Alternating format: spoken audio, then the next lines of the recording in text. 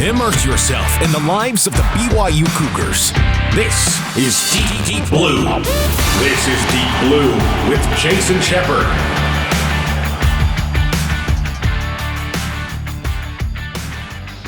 Thanks for tuning in for a new episode of Deep Blue. This is the show where we get to know the person behind the number that you see on the field or the court, or in this case, maybe behind the mic. These are the true stories of BYU athletes from their own mouths. If you've been to a BYU football or a BYU basketball game, you've heard his voice. My guest is BYU PA announcer Trace Eddington. Trace, how you doing? I'm doing great, Jason. Thanks for having me. You Great bet. to be here. I am excited to talk with you. There are a lot of things that you do and I do that overlap, and so it's kind of fun to be able to talk shop with somebody that kind of understands a little bit. But as the PA announcer, one of really the number one thing on the list to get right is getting the names right. It's same with me if I'm doing play-by-play. You can't get the names wrong.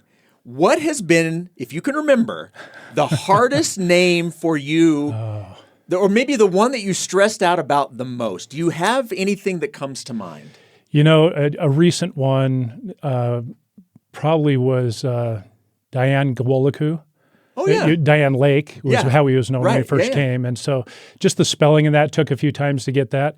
Most of them, you can run through them a couple times. You're not too bad. If you pronounce all the vowels in the Polynesian names, you're usually close. The one, though, I have to tell you, the one that sticks out, there was years ago at a basketball game, there was a college from Montana, some D2 or D3 school came in the preseason, and they had a Native American kid on there. His name was Buddy Windy Boy.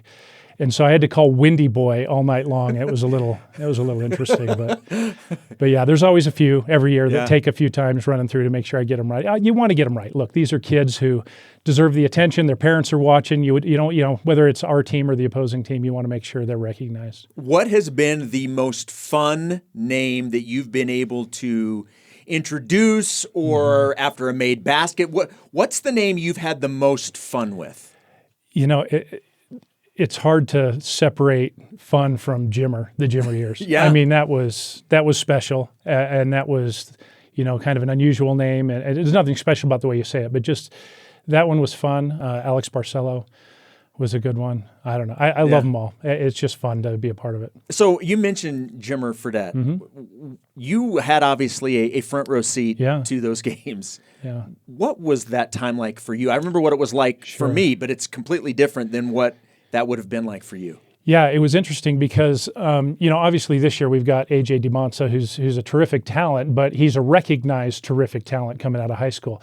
Jimmer didn't have those kind of accolades coming in, and so he sort of took the college basketball world by storm a little bit, and that junior year especially, and after that Arizona game on the road where he just went off. It was special. It was a lot of fun. I still remember, we all remember the San Diego State game. And the floor being flooded, students like right in front of me at the scorer's table high-fiving me. They don't know who I am, but they were just so caught up in the moment and so excited, and that was a special year. That was a lot of fun. Every game he'd do something. You just kind of shake your head like, you've got to be kidding me. You probably remember against the TCU Horned Frogs, he hit a deep three from the logo, and the coach just kind of like shook his head and threw his hands up, and that's kind of what we all felt sometimes. Like, what can you do? This guy's amazing. Well, and what's so funny about that is that was so uncommon at the time. Right. Now you see it in every college game, every NBA game. These deep threes. Right. But it kind of, Jimmer and Steph Curry, those are kind of the two that pioneered that. Absolutely. Yeah, it's how many years you've done basketball longer than you've done football at BYU. How long have you been on the mic for basketball? So my first season was Steve Cleveland's second season. So I started the year after Greg Wrubell took over play-by-play on the radio. So that would have been the fall of '98. And so this will be my 28th year coming up doing basketball. How do you feel like your style and your technique has evolved over the years? I think early on I wanted to have, I was always thinking about, do I need to have a catchphrase or something snappy? And I I'm sort of, I mean, I'm almost 60 years old now, and I come from the school of, Dick Enberg and Vince Scully and Bob Shepard and these guys who just, their job was to relay information clearly and concisely and not to editorialize too much. I mean, I get excited on the mic and try and get the crowd enthused, but it's really just about delivering information clearly. I always say that if I've done my job well, people will go home and have had a great experience and never thought about me once. I've maybe contributed to that, but they don't think about me. If they're thinking about me, I'm doing something wrong. So my style is probably a little more old school. I mean, I go to NBA arenas now, and you hear these hype guys out in the stands, and that's great for what they want to do. And it's like having a live DJ or something at the events, and that's fun. And I think the kids like it. That's when they start asking me to do that, it's probably time for me to move on to something else. It's funny that you mentioned the catchphrase, because I have people. They're like, oh, you gotta say this, and I'm like, you can't. For a true catchphrase, it can't be something that you've planned. It's something that has to be organic in the moment. And then it kind of catches on. Yeah. And so I guess in a long way of saying it, I'm still waiting for my catchphrase moment to happen. I haven't had one of those yet. I'm almost 30 years in. I'm still waiting for mine as well. So we're in good company. All right. So what was your background? We were talking before we started recording, and I assumed that you had a background in broadcasting and communications, but give everybody an idea of what your background was prior to doing this. So going way back, coming out of high school, I was convinced I'd broken a couple of bones. I was convinced I was going to be an orthopedic surgeon, and I went to Snow College and I took organic chemistry, and I quickly became a communications major. I decided that wasn't going to work for me. So I graduated with a degree in broadcasting from here at BYU in the mid-'90s, and was very fortunate shortly after graduation to get an on-air job in Eastern Idaho at KPVI Channel 6, News Channel 6, where news comes first. Still remember that. But so I was the weekend sports anchor. And so I did that for a couple of years in Eastern Idaho, covered a lot of, 10th grade girls volleyball and baseball, Little League baseball, and all sorts of local sports. Had a chance there's obviously a big BYU fan base up there, so I was able to stay connected with BYU. And so I did that for a couple of years and realized that was probably not the career path that was going to be the best thing for me and my family at the time. What was it about it that you just realized that I got to probably look for something else? So the biggest thing I guess I would say was at the time I graduated and we went up there, my wife and I had two twin boys. We have 4 children total, and the twins are now 31, but we had twin boys that were 18 months old. And we went up there and we did that for a couple of years, and it was fun, but I got thinking about the timetable of what my workday was like and what their school day would be like, and I realized at the time, now you've got streaming and all these things, so it's throughout the day. But at the time, I was on at 6 and at 10 at night. It's basically a swing shift job. So by the time the kids were home from school, when they were old enough to go to school, when they get home from school, I would be at work. And by the time I got home at night, they're probably in bed. And I was going to miss out on a lot of my kids' day throughout. And I just thought, this is not what I wanted to do. And when you're early on in a small market, the money's not great, and so you're struggling that way. But so we decided it was time to make a shift and kind of were prayerful about that and decided we wanted to come back to Utah and try a few things. And my wife got a job at Athletic Media Relations here at BYU. She was an office manager. And this was back in the days of Val Hale and Duff Tittle were the two primary ones there. And in the summer of '98, right after we came back, we saw an advertisement, and she let me know it was going to happen, but there was an ad in the Daily Herald that BYU was looking for a PA announcer. And they were looking for one for football and basketball, and they wanted one to do both sports at the time. And so I went through that process, and I came and auditioned with 100 and some odd other people at the Marriott Center, and they narrowed it down to 5 or 6 of us, and we went and did a fall, kind of a football scrimmage to do real live action, how we could call plays. And after that, they narrowed it down to 2, and they had each of us do a home football game. So my first football game was actually it would have been September of '98 against Arizona State. J.R. Redmond was their big running back, and it was a win. And so I got to do that. And then the other individual did the next one. And after we had each done a game, Val Hale came to me and said, hey, we think we actually want to have a separate one for football and basketball, and we'd like you to do basketball. And I'll be honest, I was a little disappointed at first. I really wanted football. Football is kind of the 800-pound gorilla. But after doing it for a year or two, he convinced me, he's like, just try it for a year. I think you'll enjoy it. And now I'm glad I don't have to choose, but if I had to, I might choose basketball. I mean, I'm right there on the scorer's table. I have the inside view and get to hear the officials and kind of what's going on from a perspective the fans don't get to see. And football, I'm way up in the box, third floor, so I'm quite a ways removed from the action there. But I love them both, but basketball is where I started. I would imagine as the audition process continued, you started to get more and more confident in the possibility of getting the job the further you go in the interview process. When you started it, how confident were you that this would be something that would be on your plate soon?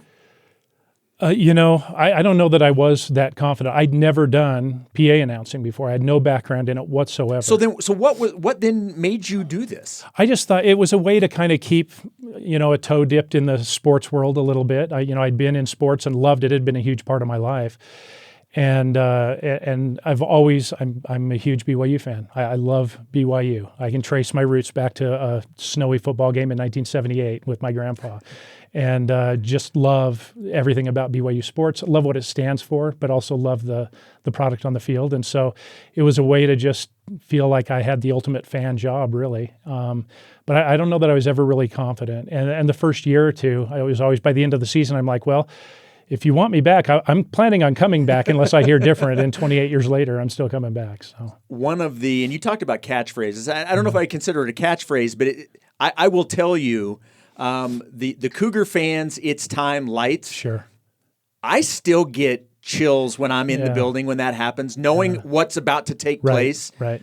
What's the genesis of that? So it kind of goes back to, as I recall, that very first football game I did. Val Hale had been to the year previously, or maybe it was the game previously. I think it was the week previously. We started on the road at Alabama. And Val had been at that game, and he said, I really love what Alabama does on their PA about, one more reason why this is Alabama football.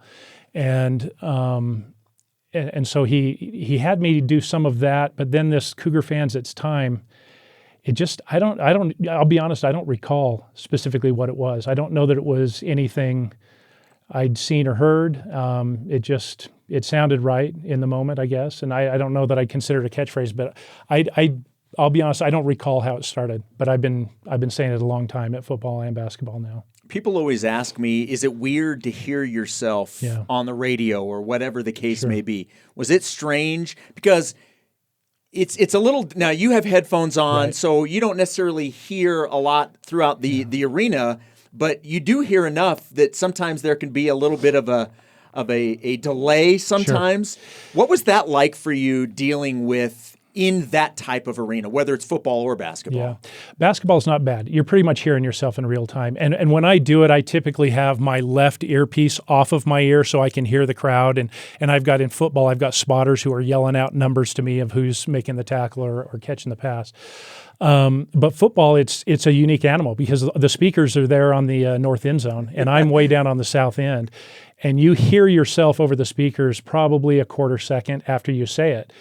And I always have to warn the people coming in to give prayers. It's like, just say a phrase at a time, try and block it out because it's a little off, but now I don't even think about it anymore. It's just what it is. What's the preparation like for you before a football game and a basketball game? What do you do prior to each game? Yeah.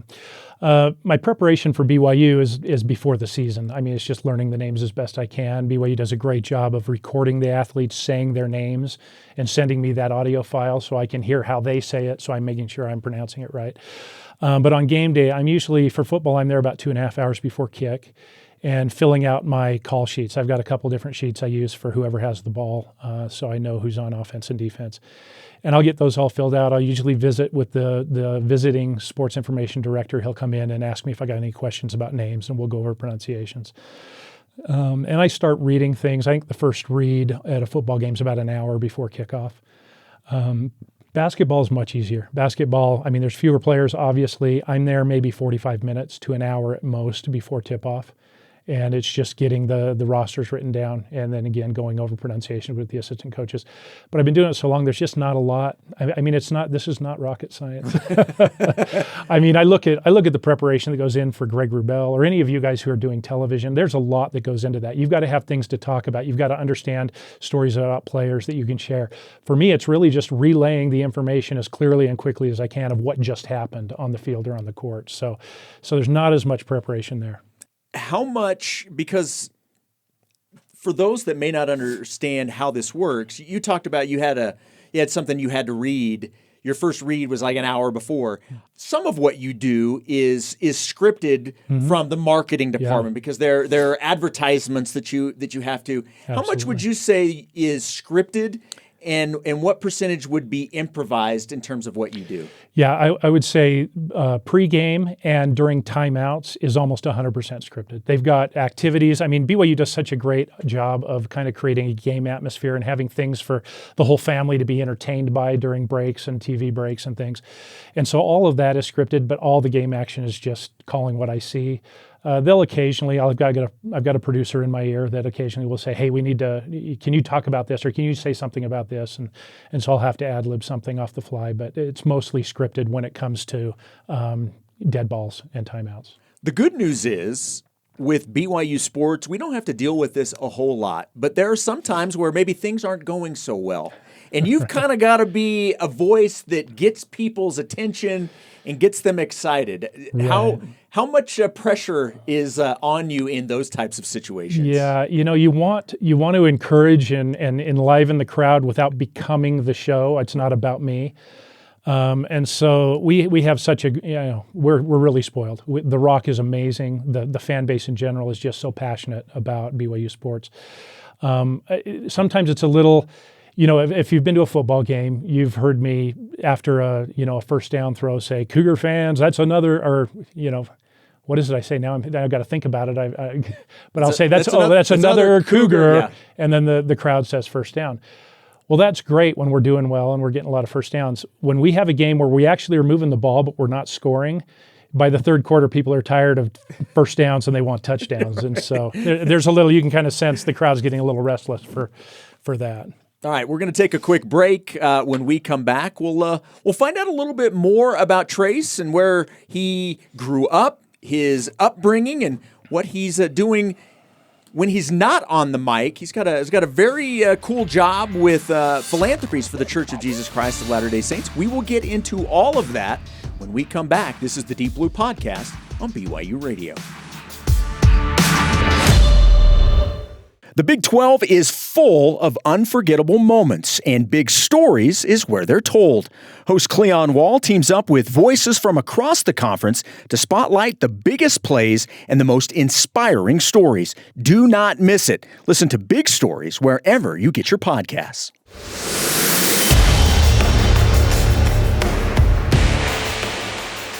Welcome back to the Deep Blue Podcast here on BYU Radio. I'm your host, Jason Shepard. My guest today, Trace Eddington.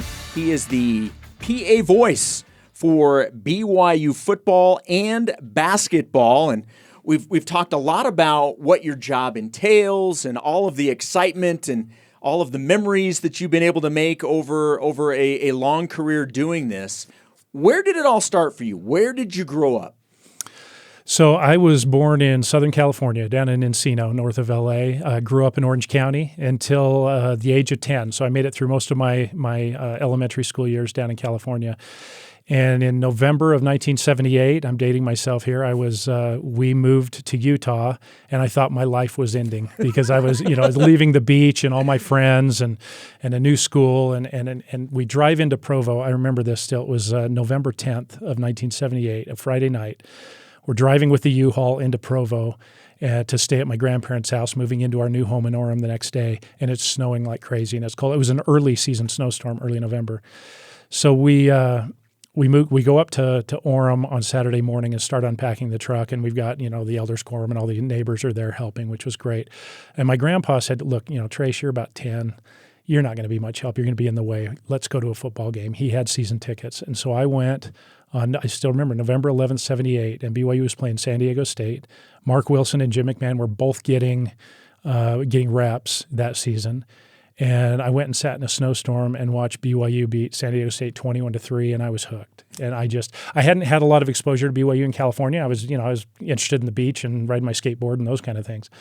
But from that moment, I was hooked and loved BYU and wanted to be a part of it. And it was an awesome way to start. Isn't it amazing, those little things that can have such a profound effect on our lives?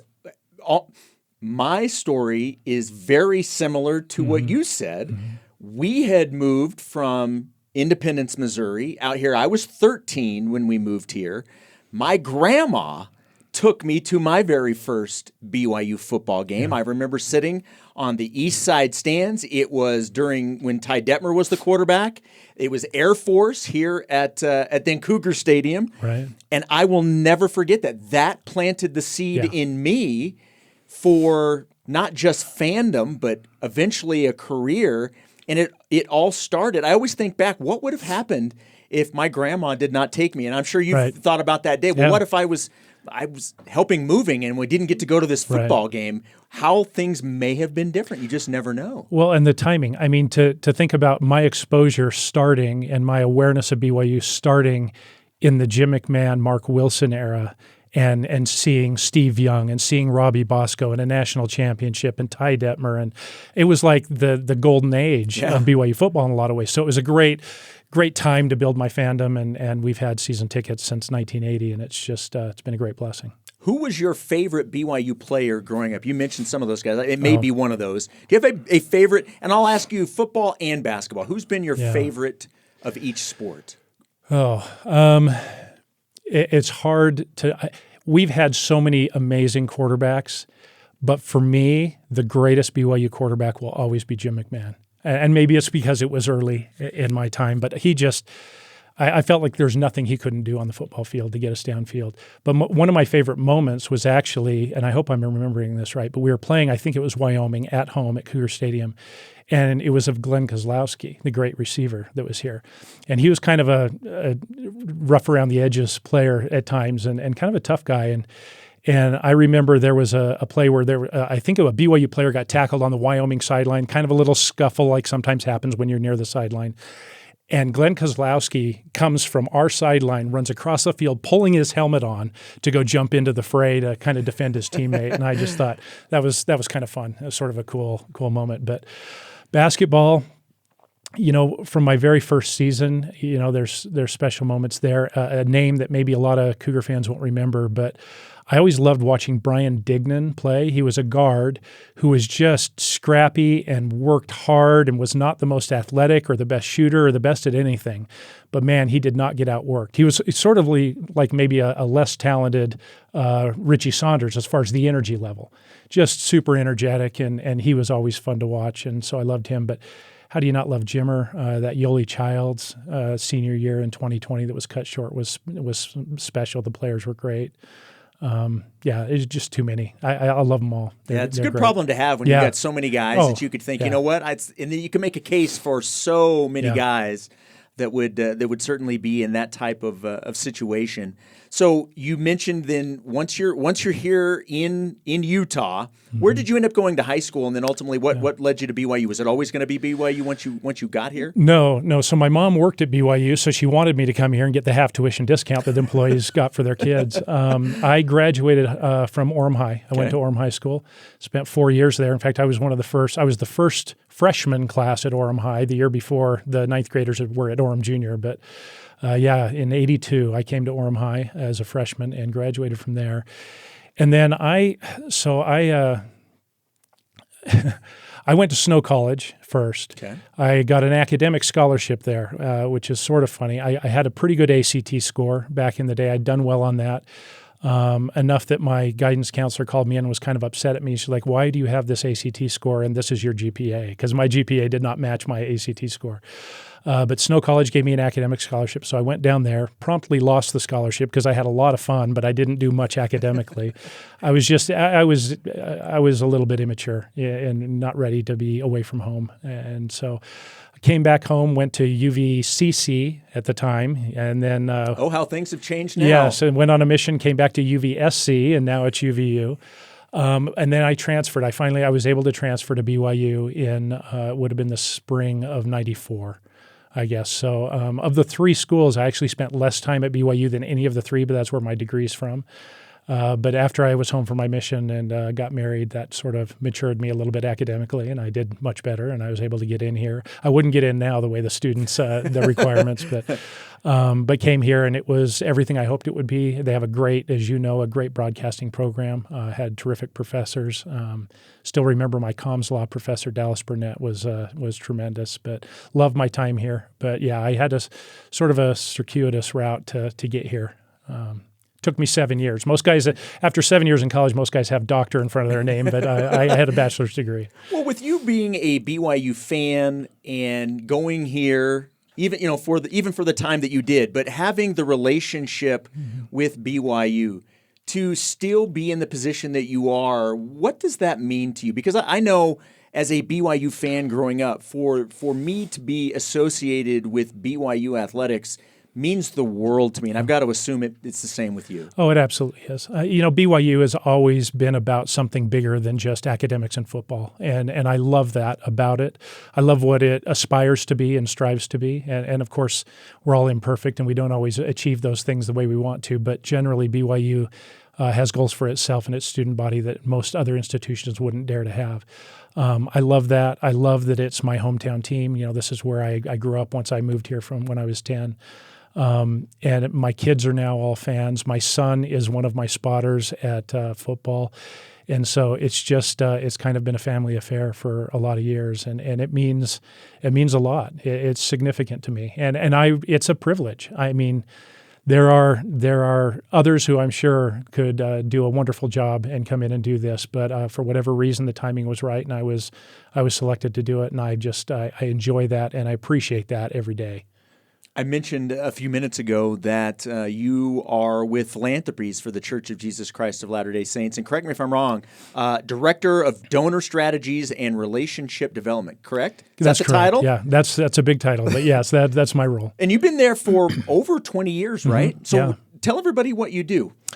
So I'm a director over a division that handles, and I'll throw out some terms that may need some explanation, but annual giving, leadership giving, our marketing communications team, and our prospect development team. So for people who don't know, Philanthropies is, every university in the country has what's known as a development office. They have people who fundraise for the university, for scholarships, for athletics, for whatever it may be.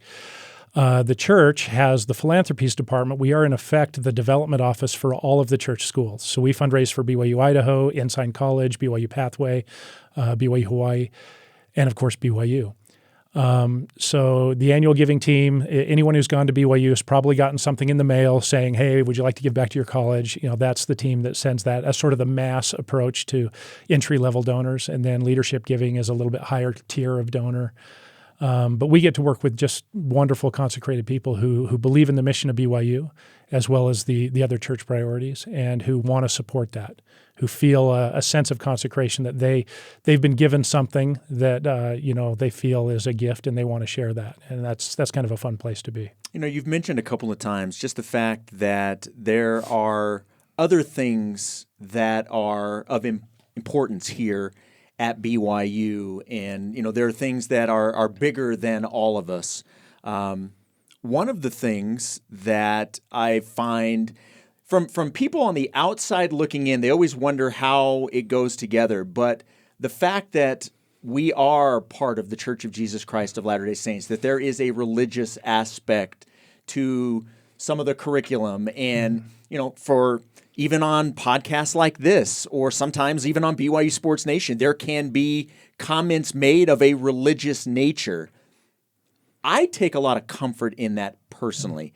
How do you feel about that aspect of BYU in being able to not only celebrate BYU for what it is, but also be able to have the faith-based portion of BYU?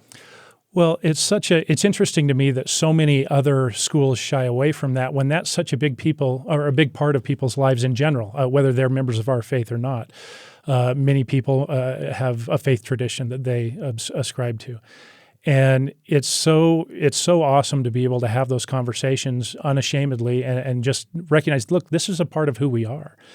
This is what guides us. Having people we sustain as prophets, seers, and revelators be the ones who lead and make many of the decisions for the direction of this institution and others brings a lot of peace and comfort that we're on the right track and we're doing things well. And I just think BYU has found a way to strike a balance there that's really they've never shied away from it. I look at our coaches and, to hear Kalani in a post-game news conference basically bear testimony of Jesus Christ and some of his beliefs it's pretty cool. And people take notice. And we get people who come and want to support financially what we do that aren't even of our faith occasionally because they're grateful that we're a voice for something. Maybe we aspire for something a little higher, and we're not afraid of that. We don't back away from it.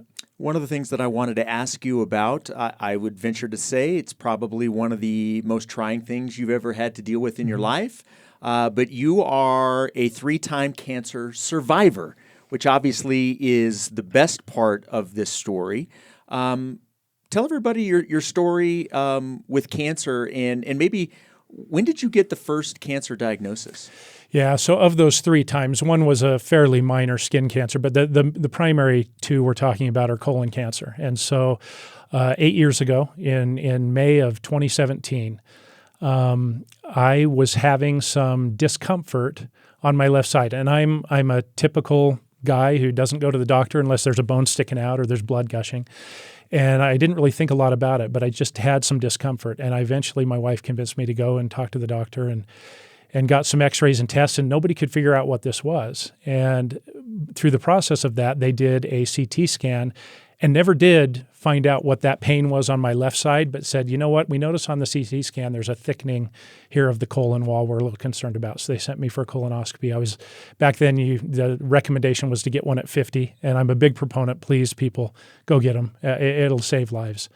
But I was about 47, and so I had this thickening, and they said, well, let's go in and look, and they found cancer. It was very early, thankfully, stage 1.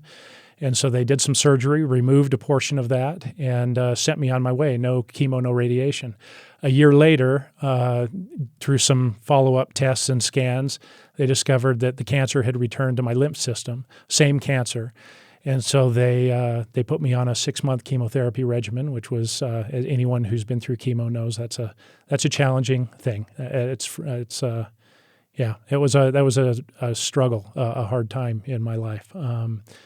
But went through that, and I'm grateful to say that in the 6+ years since then, all my scans are clean to the point now that I don't even need to go back and get them. They just say, if something comes back now, it's a brand new cancer. So I'm cancer-free, and I'm thrilled for that.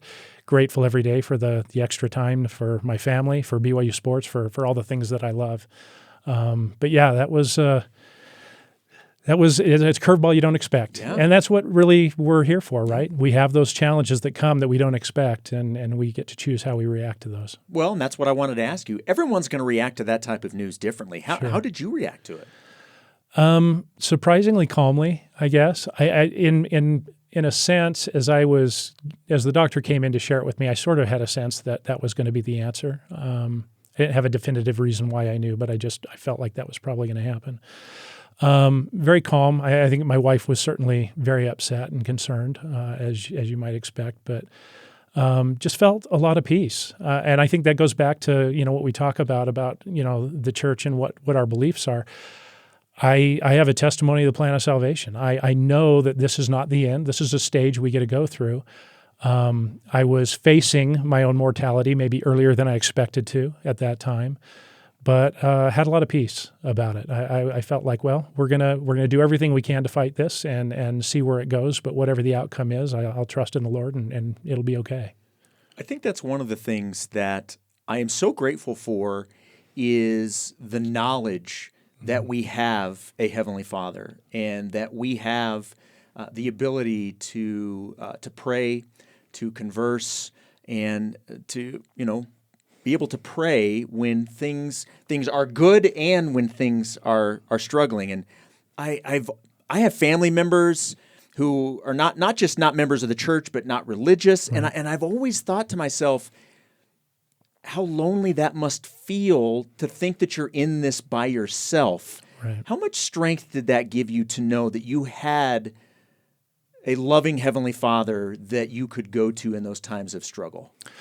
Well, it was tremendous. For me, prayer, I think for most of us, maybe starts out as a way to give thanks and to ask for things. It's like, well, I'd really like if this would happen. Heavenly Father, can you make this happen for me, whatever it is in my life?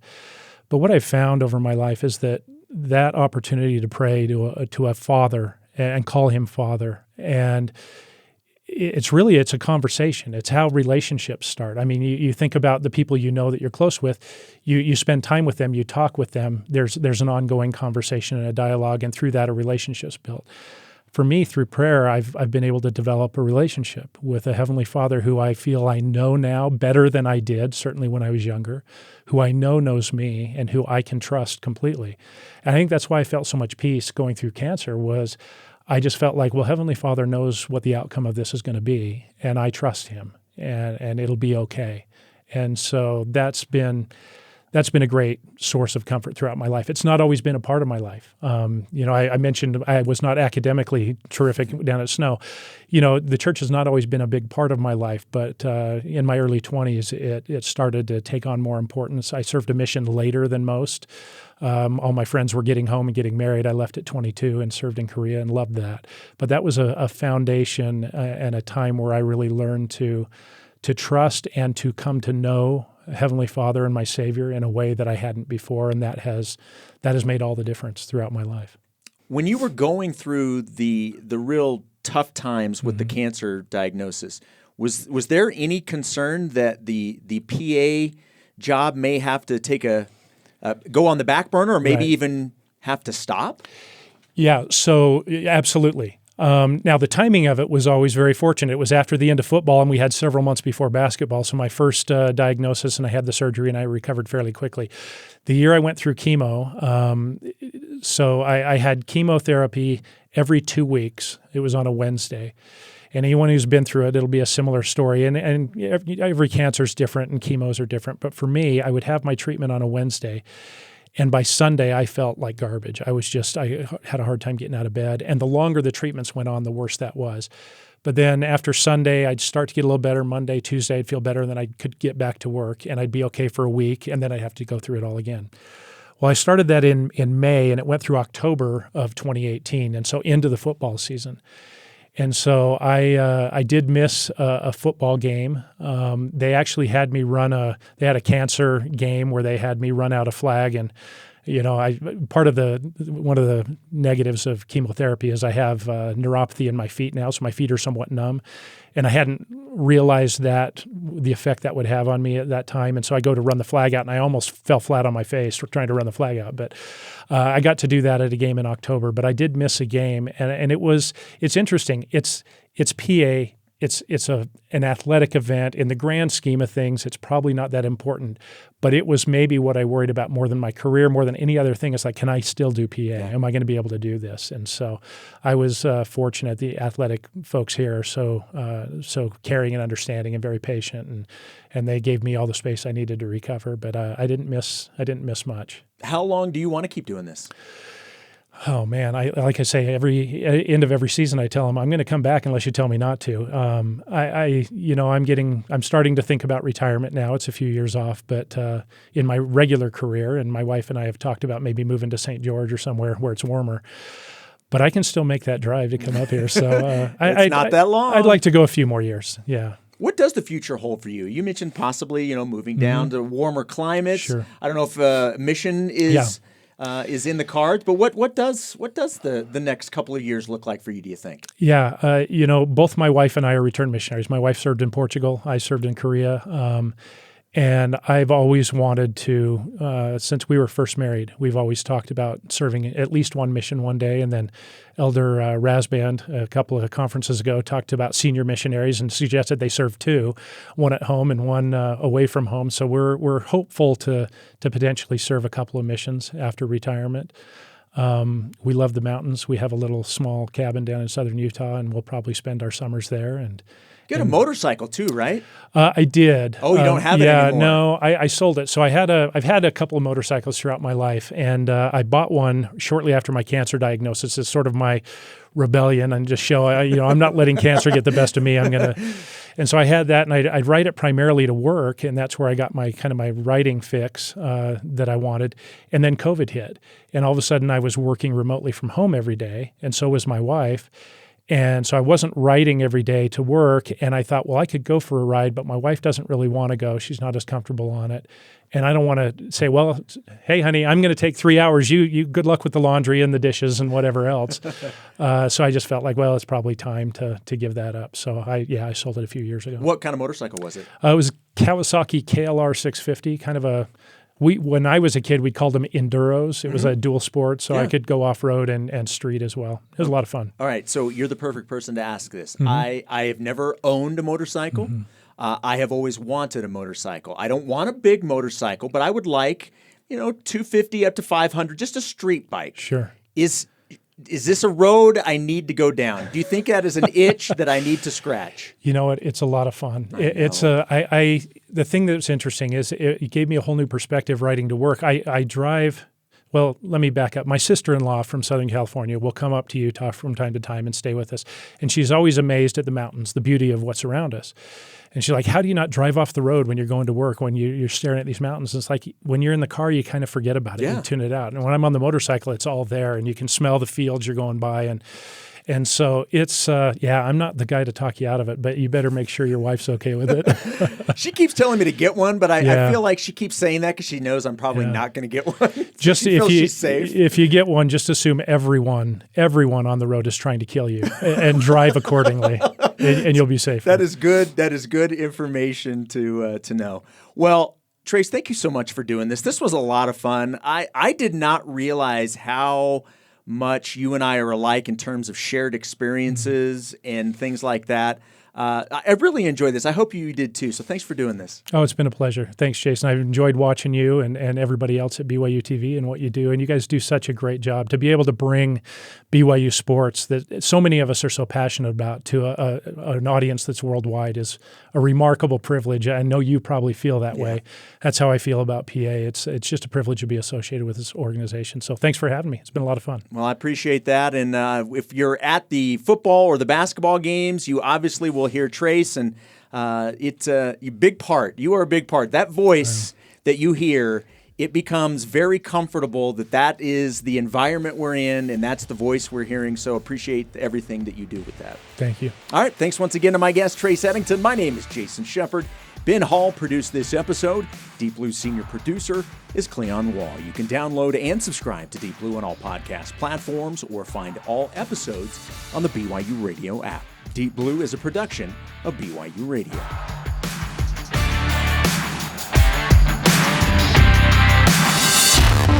Woo!